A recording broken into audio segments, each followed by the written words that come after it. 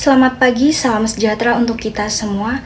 Perkenalkan, nama saya Elisa Bedia Novitasari, NPM 23412027, Prodi Akuntansi kelas AKT 23A. Di sini saya akan mempresentasikan bentuk-bentuk surat.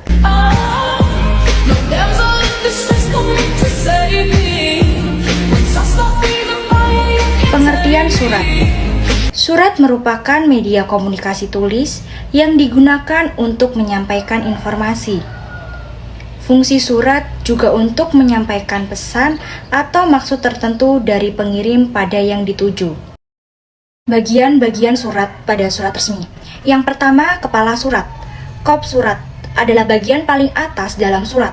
Kop surat memuat informasi mengenai nama, logo, identitas, dan alamat kantor lembaga pengirim surat. Yang kedua, tempat dan tanggal surat. Pencantuman tempat dan tanggal surat bertujuan untuk memberi informasi mengenai kapan dan dari mana surat tersebut dikirim. Yang ketiga, nomor surat. Penggunaan nomor surat biasanya meliputi nomor urut, penulisan surat, kode surat, tanggal, bulan, dan tahun penulisan surat. Yang keempat, lampiran yang disertakan. Bagian lampiran merupakan penjelas yang memberi informasi bahwa ada berkas atau dokumen lain yang disertakan dalam surat tersebut. Yang kelima, hal atau perihal.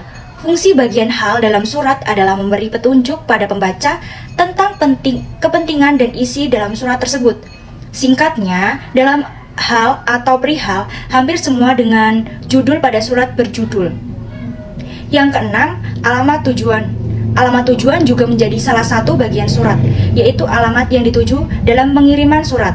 Pada alamat di bagian sampul harus ditulis secara lengkap, sedangkan di bagian dalam, alamat tujuan boleh ditulis sebagai sebagian saja. Yang ketujuh, salam pembuka. Fungsi salam pembuka adalah untuk membuka pembicaraan dalam surat sesuai adab sopan santun. Yang kedelapan, alinea pembuka adalah pengantar isi surat untuk mengajak penerima surat untuk menyaksikan perhatiannya dalam pokok surat yang sebenarnya. Yang kesembilan, isi surat. Memuat apa saja yang perlu disampaikan oleh pengirim kepada orang atau lembaga yang dituju, layaknya bentuk karangan pada umumnya. Yang kesepuluh, alinea penutup.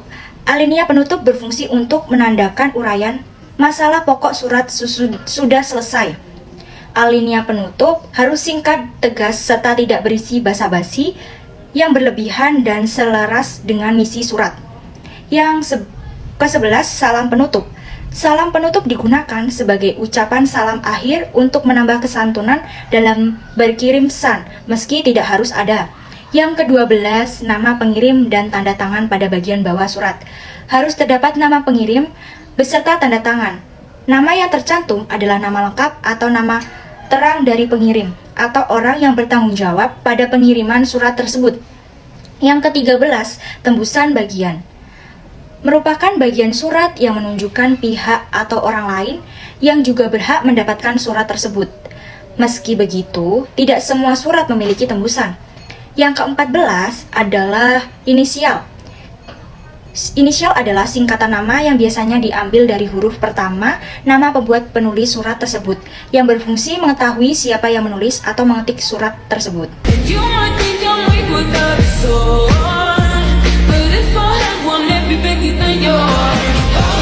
Yang pertama, surat full block style. Bentuk lurus penuh. Memiliki susunan yang lurus dari atas sampai bawah. Maksudnya, terlihat seperti blok yang tulisannya mulai dari leher surat, tubuh, hingga kaki surat terlihat rata kanan kiri, serta tidak terdapat paragraf yang masuk ataupun keluar alias semuanya rata. Meskipun berbentuk rata, namun surat dengan model ini juga masih tetap mempunyai struktur atau susunan sesuai yang berlaku.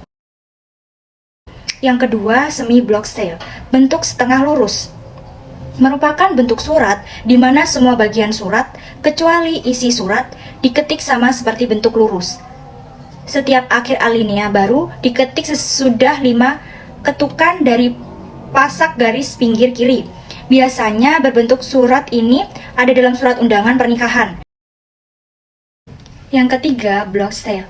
Bentuk lurus. Bentuk block style bentuknya hampir sama dengan bentuk full block style, yaitu nomor, alamat tujuan, salam pembuka, lampiran, dan tembusan ditempatkan pada margin kiri awal alinea. Dimulai dari margin kiri, namun untuk menulis bentuk block style ini terletak pada penempatan tanggal, ucapan penutup, nama, penanda tangan, dan posisi penanda tangan ditempatkan di posisi kanan surat. Yang keempat, indent style, bentuk lekuk. Sementara bentuk surat indent style, perbedaannya pada penulisan alamat tujuan yang ditulis secara bergerigi. Model seperti ini artinya pada baris pertama dari bentuk surat indent style dimulai dari margin kiri. Kemudian untuk baris keduanya menjorok masuk 5 hentakan, lalu untuk baris selanjutnya masuk lagi 5 hentakan dan seterusnya.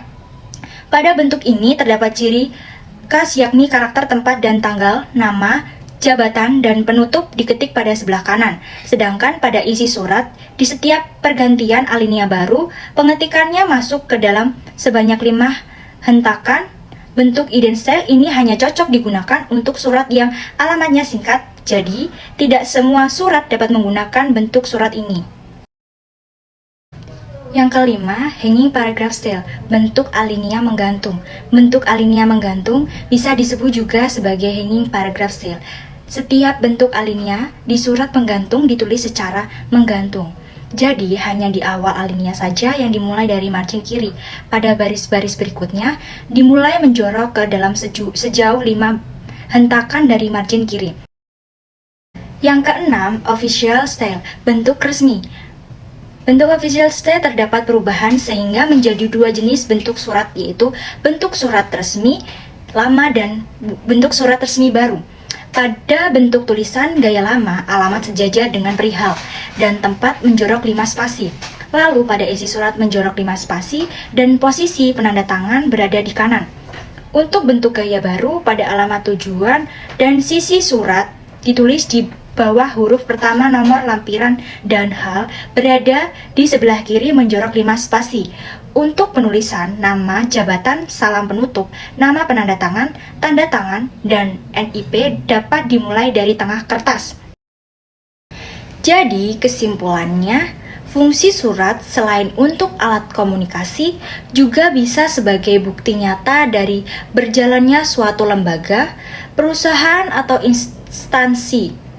Jenis surat dan bentuk surat merupakan sarana penulis agar surat yang ditulis bisa efektif dan efisien sesuai dengan apa yang dituju dan apa yang ingin dicapai si pengirim.